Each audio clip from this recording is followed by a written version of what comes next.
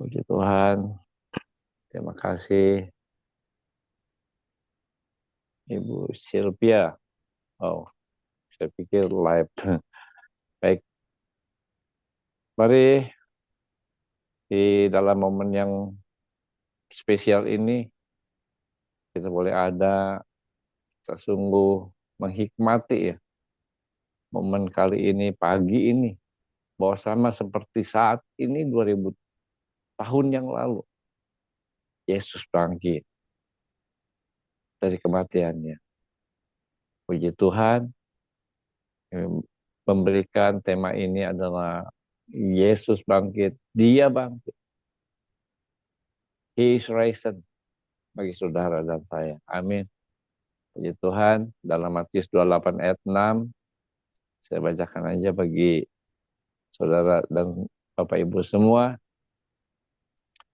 Dikatakan di dalam Matius 28 ayat yang ke-6, demikianlah firman Tuhan. Ia tidak ada di sini, sebab ia telah bangkit. Ya, ia telah bangkit. He is risen. Sama seperti yang telah dikatakannya. Mari, lihatlah tempat dia berbaring. Dalam pikiran kita, dalam angan kita, kita bawa seolah-olah kita hidup pada zaman waktu itu. Kita sama-sama dengan Maria Magdala, Yohana, kita datang ke kubur itu untuk memberi rempah-rempah, minyak. Namun, kita lihat sendiri sama-sama bahwa pintu kubur itu sudah berpindah. Ketika para ibu-ibu waktu itu masuk, ternyata Yesus sudah tidak ada lagi. Hanya kain kafan yang kosong. Puji Tuhan. Mungkin bila kita ada saat waktu itu, kita pun akan terperangah. Ya. Kemana tubuh Yesus? Namun malaikat Allah yang menyatakan. Demikian tema kita bahwa ia telah bangkit.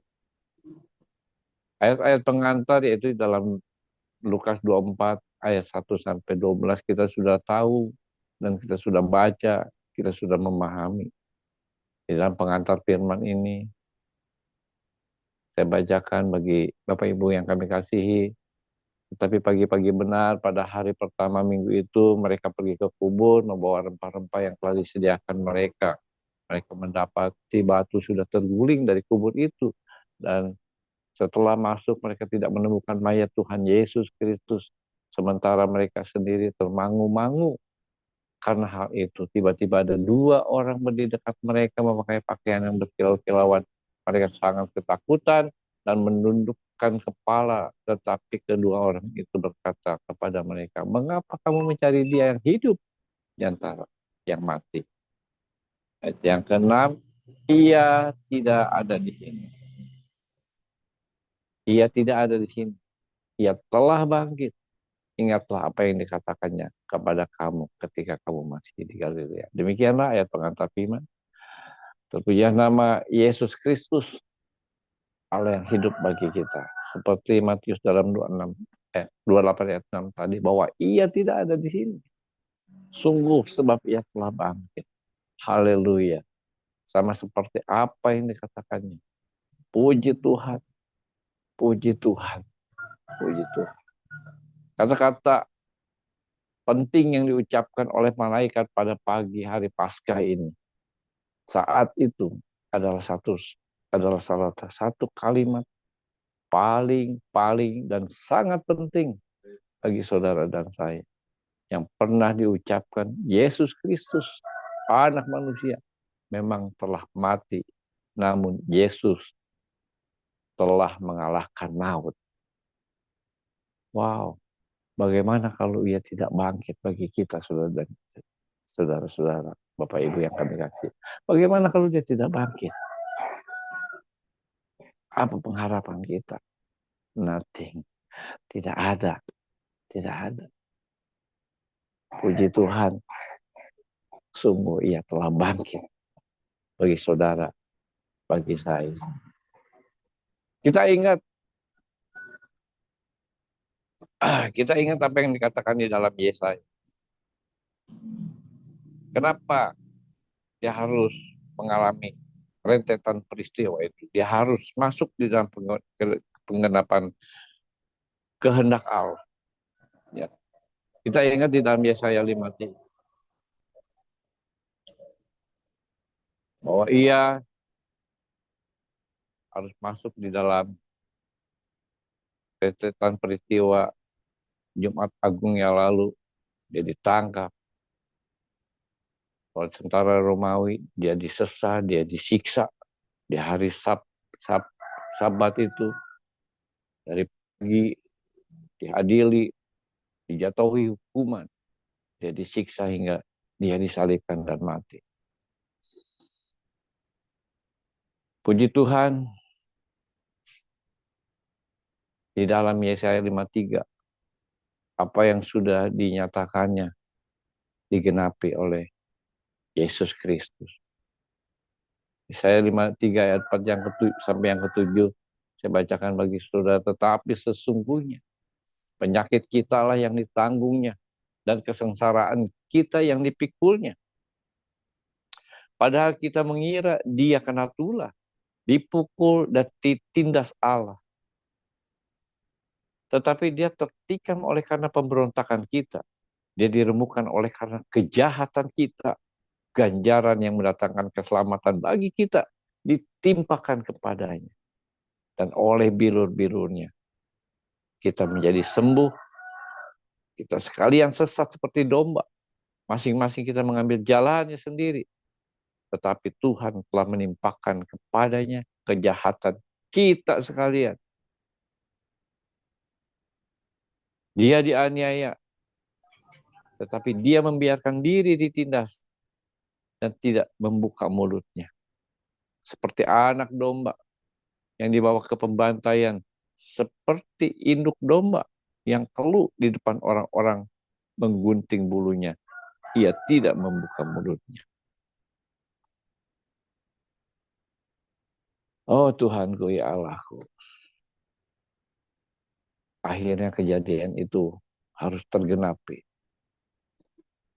Dia bangkit, bahkan dia mati, dia dihukum, dia mati, dia disalibkan, dia mati bagi saudara dan saya. Semuanya ditimpakan kepada dia, padahal kita sendiri yang sudah terlalu jauh, banyak salah, banyak dosa. Saya tidak habis pikir kalau Tuhan harus mengalami rentetan kegenapan kehendak Allah Bapa bagi anaknya sendiri. Pada saat ini, sampai dia bangkit bagi saudara dan saya. Poinnya Bapak, Ibu, Saudara, yang kami kasih tentang makna kebangkitan, tujuan kebangkitan. Dia sungguh-sungguh bangkit, menanggung segala apa yang saudara dan saya lakukan. Dosa-dosa kita semua, kelemahan kita, sakit penyakit kita, bahkan kemiskinan, baik jasmani maupun rohani kita. Dialah yang menanggung saudara dan saya. Puji Tuhan. Akhirnya Bapak Ibu yang kami kasihi, apa yang sudah dinyatakannya, baik dalam kehidupan Yesus, dari doa Getsemani di Taman Getsemani, rentetan itu ditangkap oleh tentara Romawi, dihakimi di sidang, diputuskan, dia disesat, dia disiksa, dia dihina, seperti apa yang dikatakan Yesaya,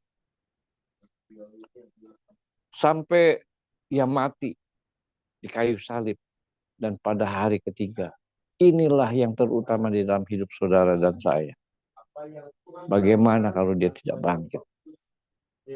Bagaimana kalau dia sungguh-sungguh seperti apa yang dikatakan orang, apa yang dikatakan saudara kita, kaum-kaum Kedar, bahwa ia hanya sekedar nabi, sama sebagai kesedaran Nabi dan Allah. Apa? Kalau memang itu terjadi bahwa ia tidak bangkit, sia-sialah, sia-sialah iman dan pengharapan kita kepada Dia. Saya bacakan bagi saudara, disinilah poinnya.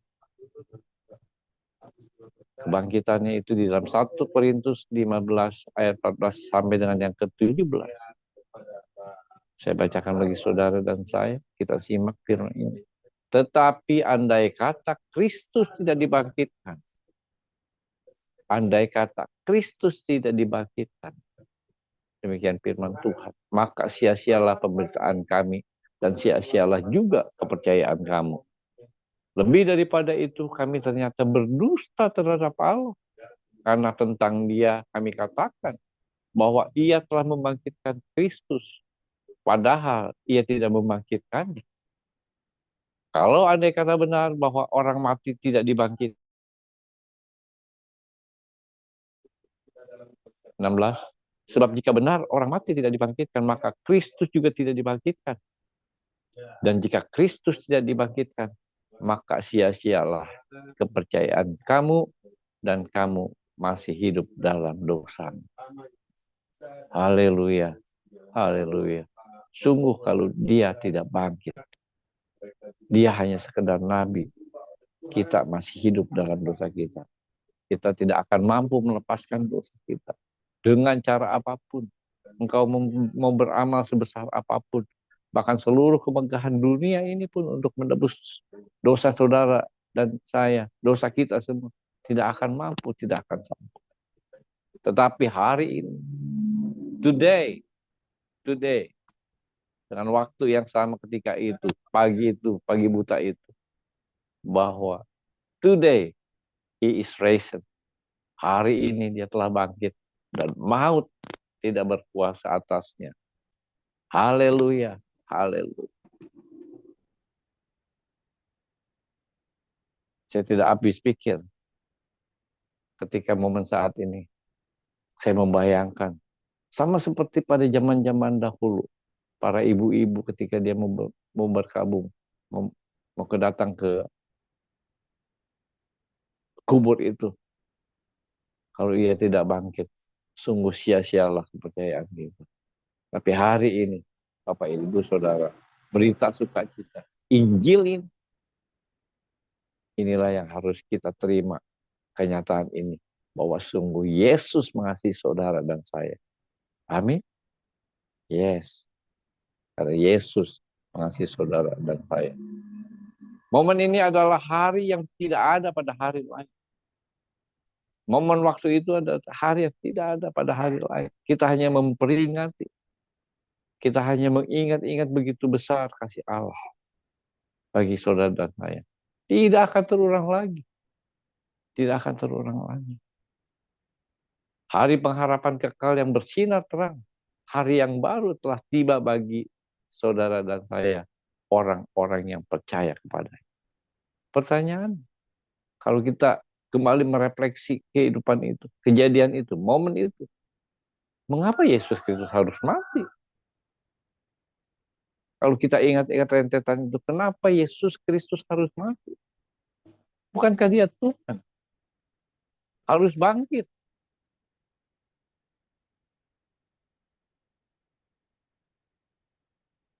Hampir tidak masuk di akal. Dan sungguh itu tidak masuk di akal bagi pikiran kita, otak kita yang kecil.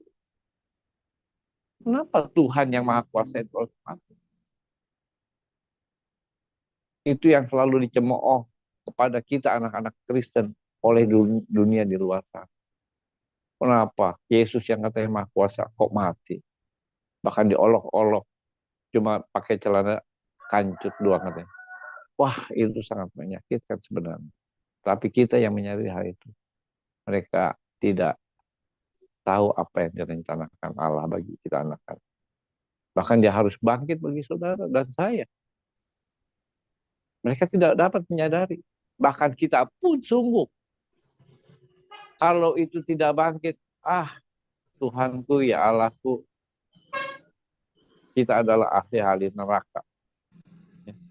Tapi seluruh rangkaian itu adalah rencana kegenapan Allah bagi saudara dan saya. Jauh-jauh hari sudah Tuhan kasih tahu. Bapa di surga sudah menyatakan. Bayangkan bila mereka sampai saat ini, saudara-saudara kita yang belum mengenal Yesus Kristus, mereka antri masuk di dalam penghukuman. Puji Tuhan, ketika kita sudah ada di dalam, ayo mari kita hikmati firman ini. Bahwa begitu besar kasih Allah akan dunia ini, sehingga ia telah mengaruniakan anak yang tunggal, supaya setiap orang yang percaya kepada yang tidak binasa, melainkan beroleh hidup yang kekal. Haleluya. Begitu besar kasih Allah atas saudara dan atas dunia ini. Untuk itu sadarilah, sadarilah, sadarilah. Begitu besar kasih Allah bagi saudara dan saya. Dia tidak mau kita masuk di dalam penghukuman. Terus bagaimana respon kita mensikapi kenyataan? Bagaimana cara kita membalas segala kebaikannya yang sudah menebus dosa kita? Apa yang harus kita lakukan ke depan? What's next? Menjalani hidup dengan hura-hura? Menjalani hidup dengan bergelimbangan dosa? Hidup dengan hal-hal yang tidak membuat dia berkenan? Bagaimana respon kita? Bagaimana cara kita membalas segala kebaikan dia? Kalau bukan kita datang kepada dia, mengaku dengan mulut, percaya dalam hati bahwa Yesus Kristus adalah Tuhan dan Juru Selamat kita semua. Amin. Puji Tuhan, Bapak Ibu Saudara. Sekali lagi dikatakan di dalam Korintus tadi, jika Kristus tidak dibangkitkan, maka sia-sialah kepercayaan kamu dan kamu masih hidup dalam dosa. Sekali lagi begitu besar kasih Allah bagi dunia ini, bagi saudara dan saya. Puji Tuhan. Haleluya. Amin. Amin, amin, Kini amin. Tuhan memberkati. Mari kita berdoa. Haleluya ya Tuhan, dengan apa akan kubalas segala kebaikan-Mu ya Allah? Dengan apa akan kupersembahkan seluruh harta kekayaan kami, bahkan seisi kemegahan dunia ini pun tidak akan mampu membayar segala dosa-dosa kami. Karena Engkau ya Tuhan, karena Engkau ya Tuhan, karena bilur-bilur-Mu, karena darah-Mu tercurah, bahkan karena Engkau bangkit dari kubur. Engkau adalah sungguh Allah yang hidup, Allah yang kami sembah dalam nama-Mu yang kudus, Tuhan Yesus Kristus, sungguh menjadi juru selamat kami yang hidup. Terima kasih Tuhan, Kau telah menyatakannya kepada dunia, kepada kami semua, bahwa Engkau sudah bangkit. Oh, Engkau bangkit dengan kemahakuasaan, bahwa Engkau adalah Allah yang berdaulat atas alam semesta ini. Bahkan Allah maut pun tidak mampu menjamah. Berkati kami semua ya Tuhan, kami boleh menghikmati atas kebenaran firman Tuhan. Sungguh Engkau Allah bangkit bagi kami semua, bangkit bagi jiwa, bagi roh, bagi tubuh kami. Kami serahkan segala ke dalam tangan kasih Tuhan. Dengan ucapan syukur yang dalam, terima kasih kami ya Tuhan. Dengan hidup benar, hidup takut akan Tuhan, kami hendak menyenangkan hati Allah Bapa di surga. Di dalam nama anak-Mu yang sudah bangkit bagi kami, Tuhan Yesus Kristus. Terpuja kekal selama-lamanya. Di dalam nama-Mu yang kudus, Tuhan Yesus Kristus, kami sudah berdoa. Dan kami mengucapkan syukur kami yang dalam kepada Tuhan. Haleluya. Amin. Amin. Terima kasih Bapak Ibu. Kemuliaan bagi Tuhan Amin, kita. amin, amin. Saya kembalikan kepada hambanya. Terima Ya. kasih Pak Surbakti yang sudah memberikan kesempatan bagi saya untuk berbagi kepada teman-teman semua. Ya, puji Tuhan. Saudara yang kami kasih. Puji Tuhan. Tuhan. Terima kasih. Tuhan Pak Yohanes, ya, tadi Terima kasih Pak. kalau ada pertanyaan-pertanyaan, ya, kenapa ya Yesus mati ya. Jadi salah satu jawabannya, yang berdosa adalah manusia. Jadi untuk menggantikan posisi manusia yang berdosa, yaitu harus ada manusia yang sempurna. Manusia sempurna itu hanya Yesus, tidak ada yang lain. Yang lain semua bercacat celak. Maka yang layak sebagai korban penembus dosa adalah Yesus sendiri. Jadi kalau Yesus bangkit, itu membuktikan buat saya dan saudara ada pengharapan. Tanpa Yesus bangkit, tidak ada pengharapan. Sia-sia semua. Karena kebangkitan Yesus itulah memberikan kita pengharapan.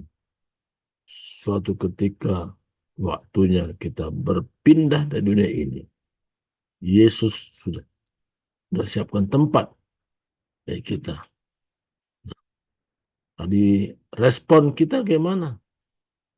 Orang yang sudah memahami tentang rahasia ini, Yesus bangkit, dia tidak lagi hidup bergelimang dalam dosa. Jelas itu. Kalau masih hidup bergelimang dalam dosa, kemungkinan dia hanya punya pengetahuan.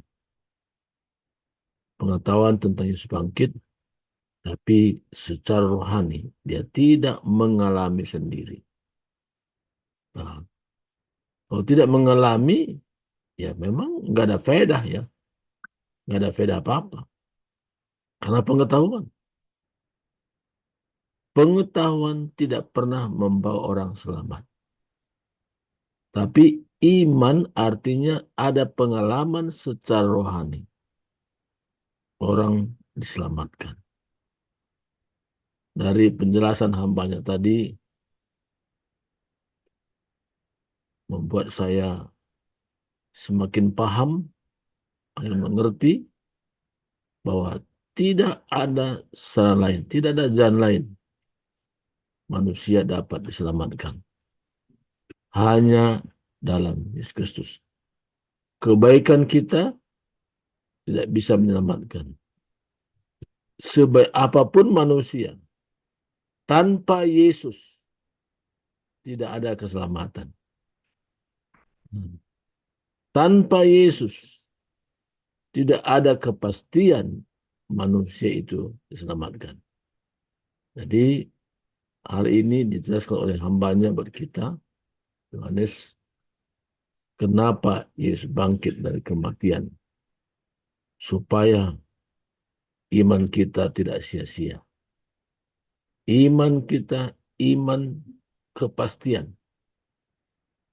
Bahwa kematiannya memikul dosa kita dalam tubuhnya. Kebangkitan memberikan kepastian. Bahwa kita pun suatu ketika mengalami kebangkitan seperti Yesus bangkit. Ada pertemuan ya dari kita orang percaya kepadanya. Jadi pertemuan itu di mana? Di udara. Hanya ada pertemuan di udara, pertemuan yang manis. Ya. Ini adalah pertemuan. Jadi Yesus datang nggak langsung ke dunia. Tapi kita yang sudah percaya dengan iman yang benar, kita bangkit dan bertemu dengan Yesus di udara. Tapi orang yang tidak percaya, dia tidak mengalami kebangkitan. Nah, ini yang sangat penting untuk kita pahami. Bahwa kebangkitan itu, yang pertama itu, tertuju kepada orang-orang yang sudah percaya dengan iman yang benar kepada Yesus Kristus. Maka pengingatan kita kepada Tuhan tidak sekedar secara lahiriah, tapi rohani kita betul-betul mengalami pembaruan. Ketika kita mengalami pembaruan, bukan sekedar merayakan tentang kebangkitan Yesus, tapi kita rasanya punya tanggung jawab. Apa tanggung jawab kita? Memberitakan tentang kebangkitan Yesus, memberikan jaminan kepastian. Kapanpun waktunya kita berpindah dari dunia ini, kepastian itu sudah kita miliki. Nah, kalau kita punya saudara, sahabat, kita pun wajib, kata wajib itu sesuatu yang memang harus dilakukan. Mengajak orang untuk memahami kenapa Yesus bangkit dari kematian. Itu berikan jaminan kepastian itu. Nah, ini ulasan sedikit yang saya dapat terima bagaimana Yesus bangkit. Saya pun dulu tidak paham, tapi lewat hamba-hambanya, terlebih juga pagi ini, ingatkan lagi betapa pentingnya pemahaman tentang kebangkitan ini. Ada yang lain mungkin bisa Ibu Nelly, kayaknya sudah buka mic ini, silakan Ibu Nelly. Ya, Enggak, Pak. ya. Oke, Ibu Tiar silakan. Ada sesuatu yang menambahkan? Ibu Tiar bisa buka mic-nya. Terima kasih, Ibu Tiar. Ya, Ya, baik. Shalom, selamat Paskah buat salam, kita semua. salam, Ya, salam, salam. terutama buat hambanya, Bapak Yohanes Putra dari Cianjur. Terima kasih. Berita sukacita, berita Paskah pagi ini luar biasa ya. Ia tidak ada di sini sebab ia telah bangkit sama seperti yang telah dikatakannya. Mari, lihatlah tempat ia berbaring. Keren ya. Keren banget ya. Dan pada waktu itu tadi hambanya sudah membawa alam pikiran kita membayangkan kalau kita pada waktu itu ada di sana. Terutama para kaum ibu yang datang ke kubur itu ya. Biasanya ibu ini kan emang emosinya itu bagaimana gitu. Pengen melihat memang kebiasaan tradisi. Saya lihat ya di daerah kami juga kalau ada orang yang kita kasihi meninggal atau keluarga kita, besoknya kita ke makam ya, ziarah gitu ya Bapak Ibu ya. Nah itulah yang dilakukan para wanita waktu itu, yaitu Maria ya bersama teman-temannya. Mereka pergi ke kubur untuk melihat Yesus, melihat makamnya. Ternyata di sana mereka bertemu dengan malaikat yang mengatakan dia tidak ada lagi di sini. Mari lihat tempatnya berbaring. Wow, keren. Jadi Tuhan kita luar biasa, Tuhan kita dahsyat. Ya Pak Yohanes, orang lain bisa mengolok-olok. Wah, benar itu katanya kok rajanya katanya apa Tuhannya pakai kancut doang. Tapi saya pagi hari ini bangga punya Tuhan yang luar biasa. Dia mau mati menggantikan saya. Ya, aturan saya yang disiksa, tapi dia mau, dia pikul salib itu sehingga saya ada sekarang, kita ada sekarang sebagaimana ada. Siapa pernah terpikir saya pernah kenal dengan Pak Yohanes Putra? Ya, siapa pernah memikirkan kita bisa ngobrol dengan Bapak Raja Ponsamraj dari India? Gak pernah terpikir, ya. Tapi itu semua karena karya Tuhan. Yesus kita yang luar biasa. Saya percaya itu. Ya, oleh karena itu kita tidak ada yang sia-sia di dalam Tuhan. Tidak ada yang sia-sia. Kita ibadah pagi-pagi seperti ini kita harus mungkin badan kita masih lemah, masih pengen tidur lagi, pengen tarik selimut. Waduh, enak nih masih bisa tidur lagi 1 jam, 2 jam lagi udah capean kemarin. Tapi karena kita ingat bahwa kita punya Tuhan yang luar biasa dan dia berkuasa atas hidup kita. Dia punya otoritas atas hidup kita dan dia sanggup menolong kita kapan saja. Ya, saya itu yang menjadi kebanggaan saya. Ketika saya tidur, ketika saya bangun, saya hanya bilang, Tuhan terima kasih, Engkau hebat, Engkau luar biasa. Engkau tidak pernah meninggalkan saya. Dan ketika saya mulai galau, pasti ada masalah. Dan saya katakan, Tuhan, aku percaya Engkau tetap baik. Engkau tetap ajaib. Walaupun kami dalam keadaan ada masalah, Engkau sanggup mengangkat saya dari lumpur ini. Engkau sanggup menggendong saya ketika saya di lembah, membawa saya naik dari lembah ini. Nah, ini iman yang perlu kita bangun, Bapak Ibu. Dan percaya ketika kita beriman seperti itu, ya tidak ada yang sia-sia. Perkatakan dengan iman, perkatakan dengan iman. Maka apa yang menjadi perkataan kita itu akan jadi, itu akan nyata. Itulah bedanya kita, anak-anak Tuhan yang percaya kepada Yesus dengan anak-anak orang dunia yang di luar sana. Setiap perkataan kita adalah doa. Setiap perkataan kita yang kita katakan dengan iman, itu Tuhan genapi karena itu janjinya. Jadi kita harus beriman kepada Tuhan Yesus. Terima kasih hambanya buat pagi hari ini. Ya, selamat Paskah buat Pak Yohanes dan semua jemaat di Cianjur, luar biasa ya. Terima kasih, Tunggu berkat berikutnya ya Pak. Amin. Ya, buat semua Bapak Ibu selamat Paskah, Pak Situpu. Selamat Paskah semua. Semangat Paskah harus Power dinyalakan, Outlook, menyala-nyala Ibu terus Mawar. rohnya ya. Bu Mawar Amin. juga tetap semangat, tetap kuat. Ibu Nelly semangat Ya, selamat ya. Paskah semua. Tuhan yang menolong. Ada Roh Kudus ya, Pak Victor Hutajulu, Bu Dewi, Ibu Sylvia ya, luar biasa. Ibu tetap semangat, tetap andalkan Tuhan, dan juga hambanya Pak Aryo Saritonang juga ya. Salam Paskah buat kita semua. Haleluya. Tuhan Yesus memberkati. Dan Pada berkati. host. Ya, Amin. mari. Tidak ada yang sia-sia ya. Oke, saatnya kita Amin, akan doa. Ya, Ibu Nelly akan berdoa buat kita. Ada pokok doa yang akan disampaikan. Silakan ya. Pak Surbakti, saya bisa request kah? Bisa, Mungkin Pak bisa. Aryos bisa angkat satu pujian sebelum doa ditutup, Pak. Ya, Oke, boleh. Shalom Pak Aryos. Ya, Siap, angkat satu pujian. Haleluya. Baru nanti ditutup dengan doa syafaat oleh Bu Nelly dan doa berkat oleh Pak Surbakti. Ada Pak Aryos? Ya, bentar ya. Iya belum, Pak, ya. Ya, haleluya. belum sisiran kali ya. Iya. Sisiran. Enggak, sudah. Ngambil gitar, Pak. Oh gitu ya. Saya lihat tadi udah sisiran. Belum sisiran, belum. Enggak. Sudah dong, cuman ya malu-malu dikit lah. Ya, oke Pak Aryos. Terima kasih buat kesediaannya. Silakan Pak.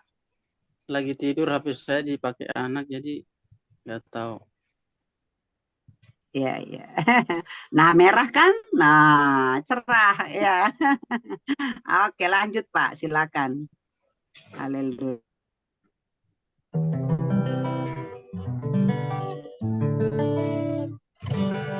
Kau telah buktikan cintamu padaku. Kau mengikatku dengan hidup. Ku bersyukur yang ada padaku, semuanya milikmu. Ku persembahkan seluruh hidupku di mesbahmu. Hanya Kau yang menjadi tempat jawaban. Hanya Kau tempatku berharap. Berjalan bersamamu ku takkan goyah, sebab tangan kasih-Mu tersedia bagiku.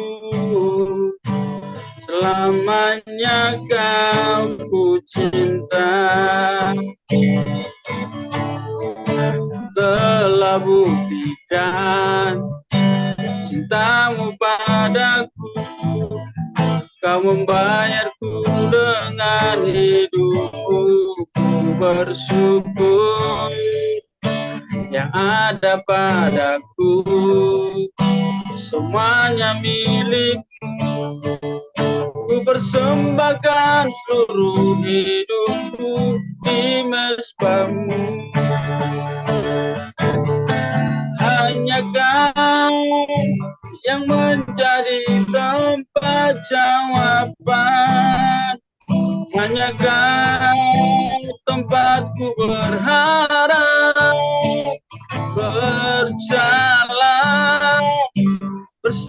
bersamamu kami takkan goyah, sebab tangan kasih-Mu tersedia bagiku. Selamanya Kau ku cinta, oh hanya Kau yang menjadi tempat jawaban. Hanya Kau tempatku berharap, berjalan bersamamu ku takkan goyah, sebab tangan kasih-Mu tersedia bagiku. Selamanya Kau ku cinta.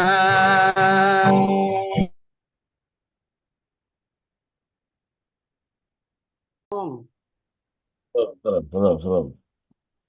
Halo, salam, selamat pagi semuanya. Terima kasih atas waktu dan kesempatan yang sudah diberikan buat saya. Mari kita berdoa.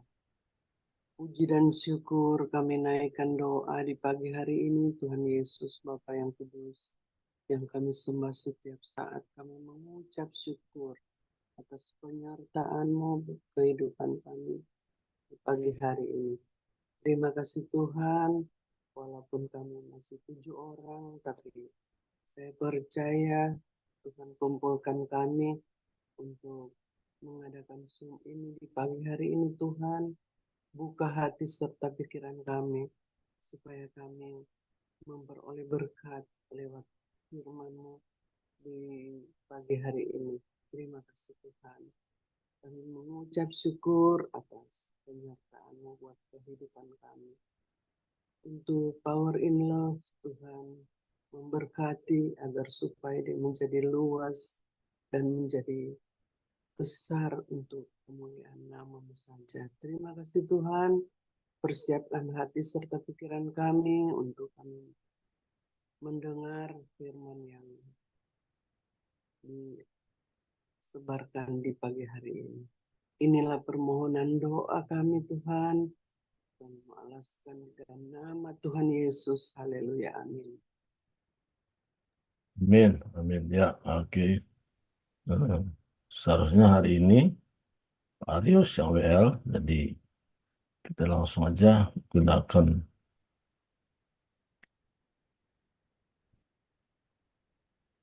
YouTube ya.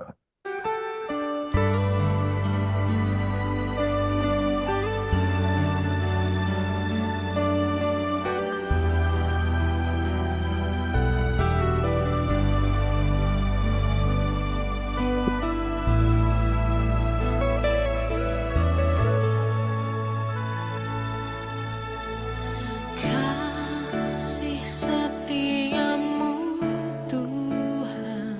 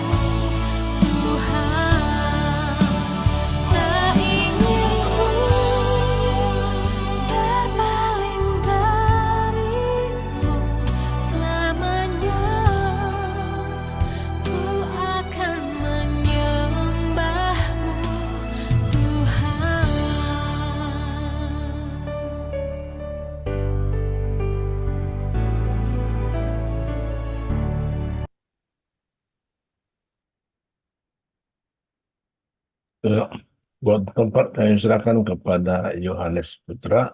Silakan Pak. Baik, baik. Shalom, selamat pagi Salam, salam Pak. Pak Subakti, selamat pagi Ibu Sylvia, Ibu Nelly, Ibu Tiar, Pak Raja Pons Samras, selamat pagi Bu Muhammad Melati, puji Tuhan, terima kasih. Sekali lagi shalom dan selamat Hari Paskah bagi kita semua. Salam, salam. Audio siap, audio saya clear Pak Clear, Subakti ya. clear, jelas. Puji Tuhan, terima kasih. Cuaca lagi mendukung baik sekali hari ini, cerah.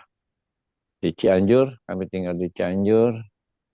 Perkenalkan, nama saya Yohanes Putra, istri satu dari kaum Kedar, sekarang bernama Deborah Rusmini, anak 5, dikaruniai 5 anak, 4 cowok, 1 cewek, dan sudah ada 3 cucu. Puji Tuhan.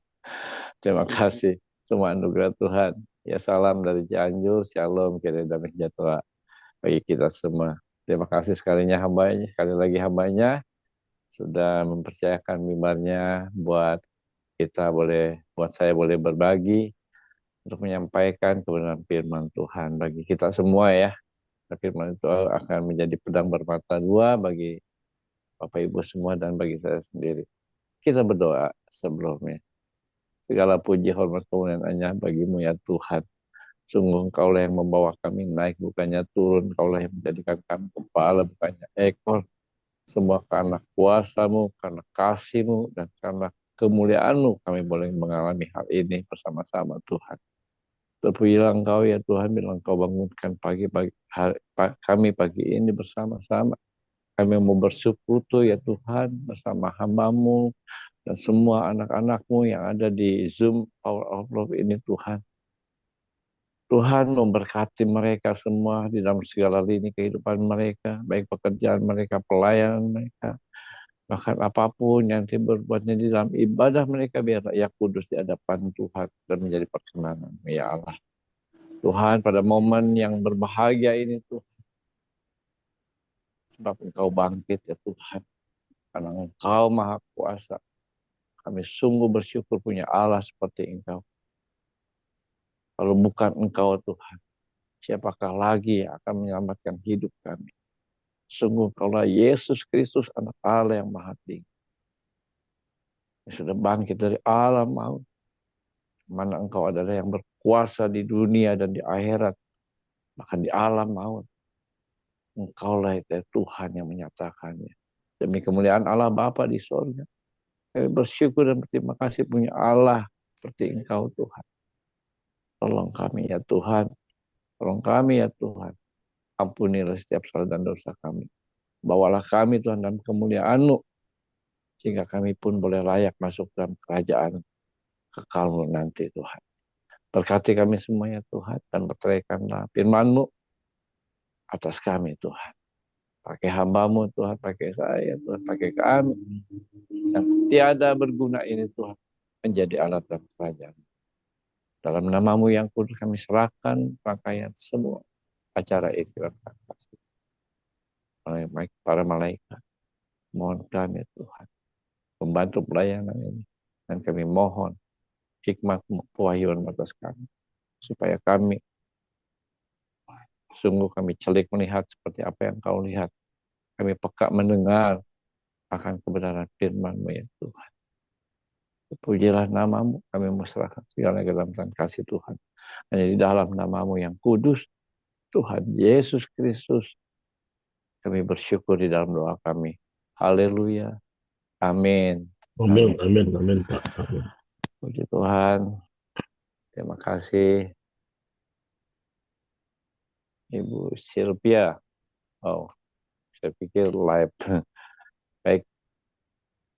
Mari di dalam momen yang spesial ini, kita boleh ada, kita sungguh menghikmati ya, momen kali ini, pagi ini, bahwa sama seperti saat ini 2000 tahun yang lalu, Yesus bangkit dari kematiannya. Puji Tuhan, memberikan tema ini adalah Yesus bangkit, Dia bangkit. He is risen bagi saudara dan saya. Amin. Puji Tuhan, dalam Matius 28 ayat 6, saya bacakan aja bagi saudara dan Bapak Ibu semua. Dikatakan di dalam Matius 28 ayat yang ke-6, demikianlah firman Tuhan, Ia tidak ada di sini, sebab Ia telah bangkit. Ya, Ia telah bangkit. He is risen. Sama seperti yang telah dikatakannya. Mari, lihatlah tempat Ia berbaring. Dalam pikiran kita, dalam angan kita, kita bawa seolah-olah kita hidup pada zaman waktu itu. Kita sama-sama dengan Maria Magdala, Yohana, kita datang ke kubur itu untuk memberi rempah-rempah, minyak. Namun, kita lihat sendiri sama-sama bahwa pintu pintu kubur itu sudah berpindah. Ketika para ibu-ibu waktu itu masuk, ternyata Yesus sudah tidak ada lagi. Hanya kain kafan yang kosong. Puji Tuhan. Mungkin bila kita ada saat waktu itu, kita pun akan terperangah. Ya. Kemana tubuh Yesus? Namun malaikat Allah yang menyatakan. Demikian tema kita bahwa Ia telah bangkit. Ayat-ayat pengantar yaitu dalam Lukas 24 ayat 1 sampai 12 kita sudah tahu dan kita sudah baca, kita sudah memahami. Di dalam pengantar firman ini saya bacakan bagi Bapak Ibu yang kami kasihi. Tetapi pagi-pagi benar pada hari pertama minggu itu mereka pergi ke kubur membawa rempah-rempah yang telah disediakan mereka. Mereka mendapati batu sudah terguling dari kubur itu. Dan setelah masuk mereka tidak menemukan mayat Tuhan Yesus Kristus. Sementara mereka sendiri termangu-mangu. Karena hal itu tiba-tiba ada 2 orang berdiri dekat mereka memakai pakaian yang berkilau-kilauan. Mereka sangat ketakutan dan menundukkan kepala. Tetapi kedua orang itu berkata kepada mereka, mengapa kamu mencari Dia yang hidup di antara yang mati? Ayat yang ke-6, Ia tidak ada di sini. Ia tidak ada di sini. Ia telah bangkit. Ingatlah apa yang dikatakannya kepada kamu ketika kamu masih di Galilea. Demikianlah ayat pengantar firman. Terpujilah nama Yesus Kristus, Allah yang hidup bagi kita. Seperti Matius dalam 28 ayat 6 tadi, bahwa Ia tidak ada di sini. Sungguh sebab Ia telah bangkit. Haleluya. Sama seperti apa yang dikatakannya. Puji Tuhan. Puji Tuhan. Puji Tuhan. Kata-kata penting yang diucapkan oleh malaikat pada pagi hari Paskah ini.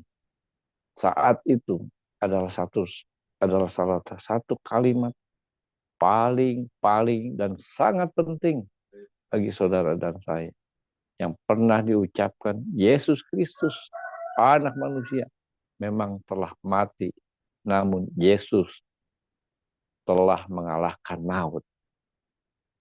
Wow, bagaimana kalau Ia tidak bangkit bagi kita, saudara-saudara, Bapak Ibu yang kami kasih. Bagaimana kalau Dia tidak bangkit? Apa pengharapan kita? Nothing. Tidak ada. Tidak ada. Puji Tuhan. Sungguh Ia telah bangkit. Bagi saudara. Bagi saya. Kita ingat apa yang dikatakan di dalam Yesaya. Kenapa Dia harus mengalami rentetan peristiwa itu? Dia harus masuk di dalam penggenapan kehendak Allah. Ya. Kita ingat di dalam Yesaya 53. bahwa ia harus masuk di dalam rentetan peristiwa Jumat Agung yang lalu. Dia ditangkap oleh tentara Romawi, dia disesah, dia disiksa di hari Sabat itu. Dari pagi diadili, dijatuhi hukuman, dia disiksa hingga dia disalibkan dan mati. Puji Tuhan, di dalam Yesaya 53, apa yang sudah dinyatakannya digenapi oleh Yesus Kristus. Yesaya 53 ayat 4 sampai yang ke-7, saya bacakan bagi saudara. Tetapi sesungguhnya penyakit kita lah yang ditanggungnya, dan kesengsaraan kita yang dipikulnya. Padahal kita mengira dia kena tulah, dipukul dan ditindas Allah. Tetapi dia tertikam oleh karena pemberontakan kita. Dia diremukkan oleh karena kejahatan kita. Ganjaran yang mendatangkan keselamatan bagi kita ditimpakan kepadanya. Dan oleh bilur-bilurnya kita menjadi sembuh. Kita sekalian sesat seperti domba. Masing-masing kita mengambil jalannya sendiri. Tetapi Tuhan telah menimpakan kepadanya kejahatan kita sekalian. Dia dianiaya, tetapi dia membiarkan diri ditindas dan tidak membuka mulutnya. Seperti anak domba yang dibawa ke pembantaian, seperti induk domba yang keluh di depan orang-orang menggunting bulunya. Ia tidak membuka mulutnya. Oh Tuhanku, ya Allahku. Akhirnya kejadian itu harus tergenapi. Dia bangkit, bahkan dia mati, dia dihukum, dia mati, dia disalibkan, dia mati bagi saudara dan saya. Semuanya ditimpakan kepada dia, padahal kita sendiri yang sudah terlalu jauh, banyak salah, banyak dosa. Saya tidak habis pikir kalau Tuhan harus mengalami rentetan kegenapan kehendak Allah Bapa bagi anaknya sendiri. Pada saat ini, sampai dia bangkit bagi saudara dan saya. Poinnya Bapak, Ibu, Saudara, yang kami kasih tentang makna kebangkitan. Tujuan kebangkitan. Dia sungguh-sungguh bangkit. Menanggung segala apa yang saudara dan saya lakukan. Dosa-dosa kita semua. Kelemahan kita, sakit penyakit kita. Bahkan kemiskinan, baik jasmani maupun rohani kita. Dialah yang menanggung saudara dan saya. Puji Tuhan. Akhirnya Bapak Ibu yang kami kasihi, apa yang sudah dinyatakannya, baik dalam kehidupan Yesus, dari doa Getsemani di Taman Getsemani, rentetan itu ditangkap oleh tentara Romawi, dihakimi di sidang, diputuskan, dia disesat, dia disiksa, dia dihina, seperti apa yang dikatakan Yesaya, sampai ia mati di kayu salib. Dan pada hari ketiga, inilah yang terutama di dalam hidup saudara dan saya. Bagaimana kalau dia tidak bangkit? Bagaimana kalau dia sungguh-sungguh seperti apa yang dikatakan orang, apa yang dikatakan saudara kita, kaum-kaum Kedar, bahwa ia hanya sekedar nabi, sama sebagai sekedar nabi dan Allah.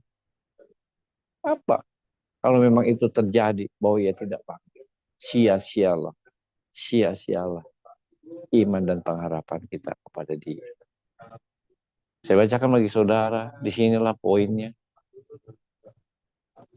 Kebangkitannya itu di dalam 1 Korintus 15 ayat 14 sampai dengan yang ke-17. Saya bacakan bagi saudara dan saya, kita simak firman ini. Tetapi andai kata Kristus tidak dibangkitkan, andai kata Kristus tidak dibangkitkan, demikian firman Tuhan, maka sia-sialah pemberitaan kami dan sia-sialah juga kepercayaan kamu. Lebih daripada itu, kami ternyata berdusta terhadap Allah. Karena tentang Dia kami katakan bahwa Ia telah membangkitkan Kristus, padahal Ia tidak membangkitkan. Kalau andai kata benar bahwa orang mati tidak dibangkit. 16. Sebab jika benar orang mati tidak dibangkitkan, maka Kristus juga tidak dibangkitkan. Dan jika Kristus tidak dibangkitkan, maka sia-sialah kepercayaan kamu dan kamu masih hidup dalam dosa. Haleluya. Haleluya. Sungguh kalau Dia tidak bangkit, Dia hanya sekedar nabi, kita masih hidup dalam dosa kita. Kita tidak akan mampu melepaskan dosa kita. Dengan cara apapun, engkau mau beramal sebesar apapun, bahkan seluruh kemegahan dunia ini pun untuk menebus dosa saudara dan saya, dosa kita semua, tidak akan mampu, tidak akan sanggup. Tetapi hari ini, today, dengan waktu yang sama ketika itu, pagi buta itu, bahwa today He is risen. Hari ini Dia telah bangkit dan maut tidak berkuasa atasnya. Haleluya, haleluya. Saya tidak habis pikir ketika momen saat ini. Saya membayangkan sama seperti pada zaman-zaman dahulu, para ibu-ibu ketika dia mau berkabung, mau datang ke kubur itu. Kalau ia tidak bangkit, sungguh sia-sialah kepercayaan kita. Tapi hari ini, Bapak Ibu Saudara, berita sukacita, Injil inilah yang harus kita terima, kenyataan ini, bahwa sungguh Yesus mengasihi saudara dan saya. Amin. Yes. Karena Yesus mengasihi saudara dan saya. Momen ini adalah hari yang tidak ada pada hari lain. Momen waktu itu adalah hari yang tidak ada pada hari lain. Kita hanya memperingati. Kita hanya mengingat-ingat begitu besar kasih Allah bagi saudara dan saya. Tidak akan terulang lagi. Tidak akan terulang lagi. Hari pengharapan kekal yang bersinar terang. Hari yang baru telah tiba bagi saudara dan saya. Orang-orang yang percaya kepadanya. Pertanyaan, kalau kita kembali merefleksi kehidupan itu, kejadian itu, momen itu, mengapa Yesus Kristus harus mati? Kalau kita ingat-ingat rentetan itu, kenapa Yesus Kristus harus mati? Bukankah Dia Tuhan? Harus bangkit.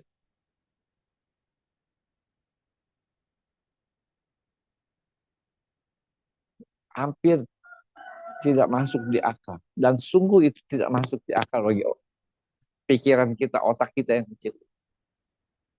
Kenapa Tuhan yang Maha Kuasa itu harus mati?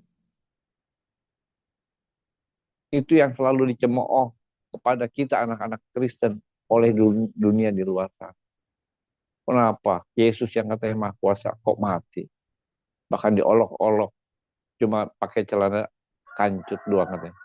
Wah, itu sangat menyakitkan sebenarnya. Tapi kita yang menyadari hal itu, mereka tidak tahu apa yang direncanakan Allah bagi kita anak-anak. Bahkan Dia harus bangkit bagi saudara dan saya. Mereka tidak dapat menyadari. Bahkan kita pun sungguh. Kalau itu tidak bangkit, Tuhanku ya Allahku, kita adalah ahli neraka. Tapi seluruh rangkaian itu adalah rencana kegenapan Allah bagi saudara dan saya.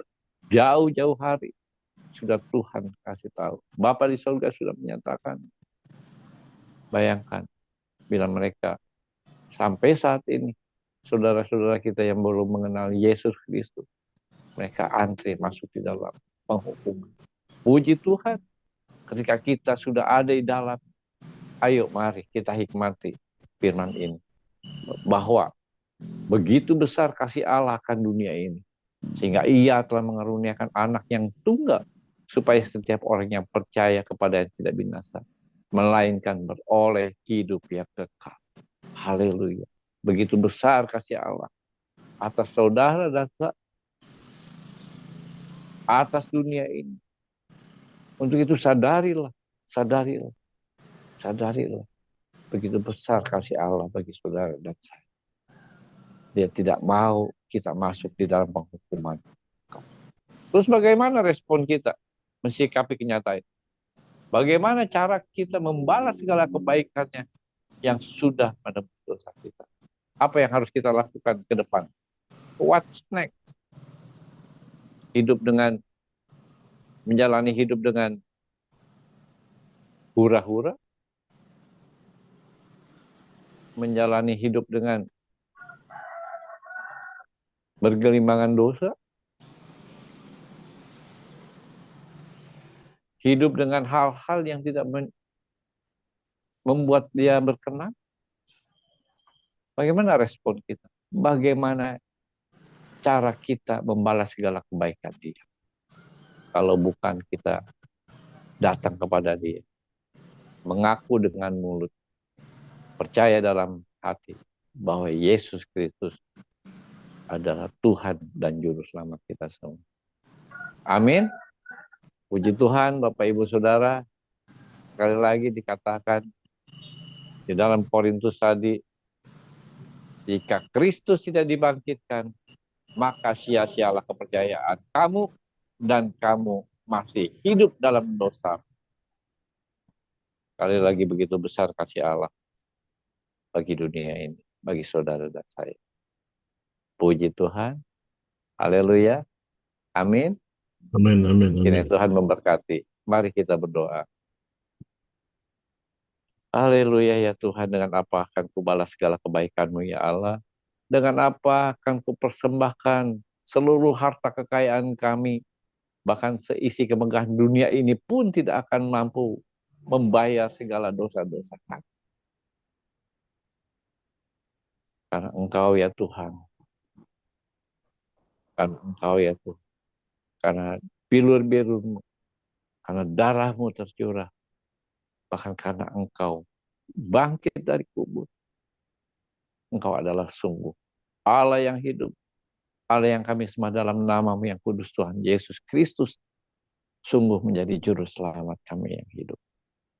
Terima kasih Tuhan, Kau telah menyatakannya kepada dunia, kepada kami semua, bahwa Engkau sudah bangkit. Oh, Engkau bangkit dengan kemahakuasaan, bahwa Engkau adalah Allah yang berdaulat atas alam semesta ini. Bahkan Allah maut pun tidak mampu menjamah. Berkati kami semua ya Tuhan, kami boleh menghikmati atas kebenaran firman Tuhan. Sungguh Kaulah Allah, bangkit bagi kami semua, bangkit bagi jiwa, bagi roh, bagi tubuh kami. Kami serahkan segala ke dalam tangan kasih Tuhan. Dengan ucapan syukur yang dalam, terima kasih kami ya Tuhan. Dengan hidup benar, hidup takut akan Tuhan,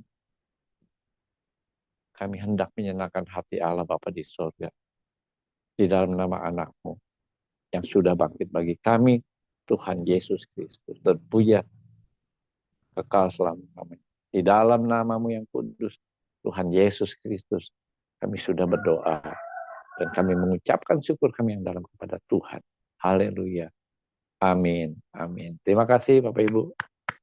Kemuliaan bagi Tuhan kita. Amin, amin. Saya kembalikan kepada hambanya. Terima Ya. kasih Pak Surbakti yang sudah memberikan kesempatan bagi saya untuk berbagi kepada teman-teman semua. Ya, puji Tuhan. Saudara yang kami kasih. Puji Tuhan. Tuhan. Terima kasih. Tuhan Pak Yohanes, ya, Terima tadi kasih Pak. kalau ada pertanyaan, ya, kenapa ya Yesus mati, ya. Jadi salah satu jawabannya, yang berdosa adalah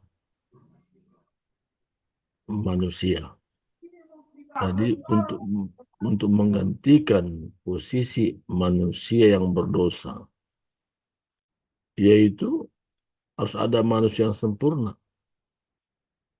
Manusia sempurna itu hanya Yesus, tidak ada yang lain. Yang lain semua bercacat celak. Maka yang layak sebagai korban penembus dosa adalah Yesus sendiri. Jadi kalau Yesus bangkit, itu membuktikan buat saya dan saudara ada pengharapan.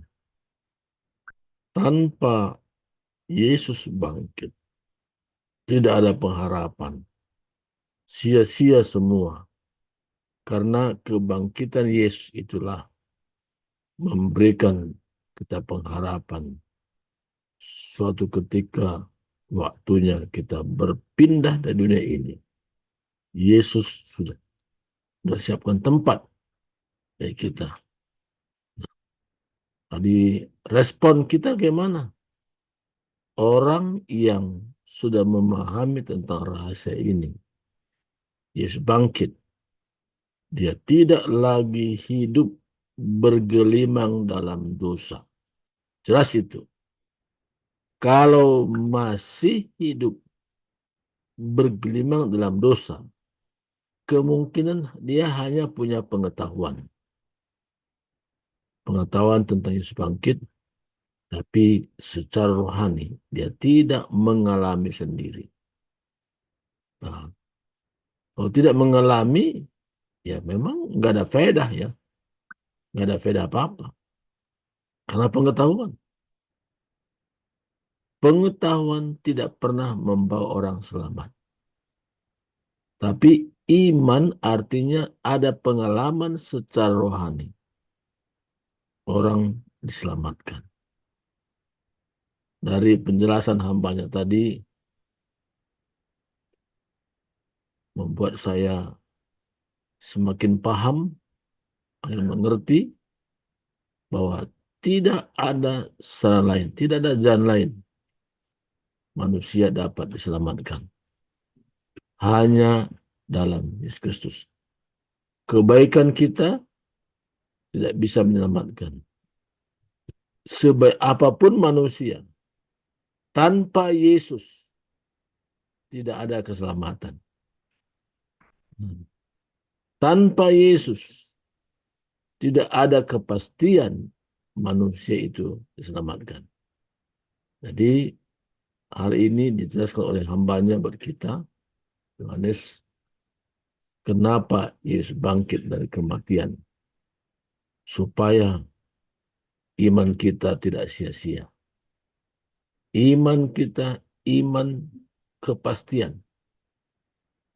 Bahwa kematiannya memikul dosa kita dalam tubuhnya. Kebangkitan memberikan kepastian. Bahwa kita pun suatu ketika mengalami kebangkitan seperti Yesus bangkit. Ada pertemuan, ya, dari kita orang percaya kepadanya. Jadi pertemuan itu di mana? Di udara. Hanya ada pertemuan di udara, pertemuan yang manis. Ya. Ini adalah pertemuan. Jadi Yesus datang nggak langsung ke dunia. Tapi kita yang sudah percaya dengan iman yang benar, kita bangkit dan bertemu dengan Yesus di udara. Tapi orang yang tidak percaya, dia tidak mengalami kebangkitan. Nah, ini yang sangat penting untuk kita pahami. Bahwa kebangkitan itu, yang pertama itu, tertuju kepada orang-orang yang sudah percaya dengan iman yang benar kepada Yesus Kristus. Maka pengen kita kepada Tuhan tidak sekedar secara lahiriah, tapi rohani kita betul-betul mengalami pembaruan. Ketika kita mengalami pembaruan, bukan sekedar merayakan tentang kebangkitan Yesus, tapi kita rasanya punya tanggung jawab. Apa tanggung jawab kita? Memberitakan tentang kebangkitan Yesus. Memberikan jaminan kepastian. Kapanpun waktunya. kita berpindah dari dunia ini. Kepastian itu sudah kita miliki. Nah, kalau kita punya saudara, sahabat, kita pun wajib, kata wajib itu sesuatu yang memang harus dilakukan. Mengajak orang untuk memahami kenapa Yesus bangkit dari kematian. Itu berikan jaminan kepastian itu. Nah, ini ulasan sedikit yang saya dapat terima bagaimana Yesus bangkit. Saya pun dulu tidak paham, tapi lewat hamba-hambanya, terlebih juga pagi ini, ingatkan lagi betapa pentingnya pemahaman tentang kebangkitan ini. Ada yang lain mungkin bisa Ibu Nelly, kayaknya sudah buka mic ini, silakan Ibu Nelly.